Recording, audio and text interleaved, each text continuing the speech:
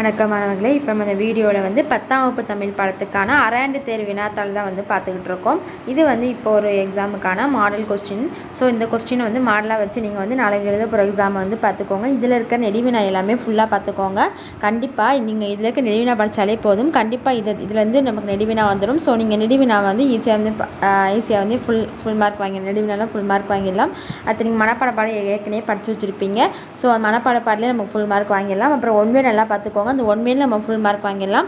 அப்புறம் வந்து நமக்கு 2 மார்க் கொஸ்டின் இருக்கும் பார்த்தீங்களா, அந்த 2 மார்க் கொஸ்டின் நமக்கு வந்து ஈஸியாக தான் இருக்கும். ஸோ அந்த 2 மார்க் கொஸ்டின் நம்ம செஞ்சிடலாம், ஈஸியாக நம்ம வந்து மார்க் வந்து வாங்கிடலாம். ஸோ இந்த மாதிரி நீங்கள் வந்து கொஞ்சம் பிளான் பண்ணி படிச்சிங்கன்னா தமிழில் வந்து ஈஸியாக பாஸ் ஆகிடலாம். தமிழ் ரொம்ப ஈஸி தான். நம்ம ஈஸியாக பாஸ் ஆகிறதோட 50 மார்க் மேல் எடுக்கணும்னு நினச்சி படிங்க. பாஸ் ஆகணும்னு நினச்சி படிக்காதீங்க. 50 மார்க் எடுக்கணும்னு சொல்லி நினச்சி படிச்சிங்கனாலே கண்டிப்பாக வந்து உங்களால் ஈஸியாக வந்து மார்க் வாங்கிடலாம். ஸோ இதில் இருக்க எல்லாத்தையுமே ஒமிட் பண்ணாமல் ஃபுல்லாக படிச்சுக்கோங்க. கண்டிப்பாக இதில் இருந்து நமக்கு நிறைய கொஸ்டின் ரிப்பீட்டட் கொஸ்டின் வரும். இதில் இருக்க எல்லாமே ரொம்ப ரொம்ப முக்கியமான கொஸ்டின் தான். ஸோ எதையும் ஒமிட் பண்ணிடாதீங்க.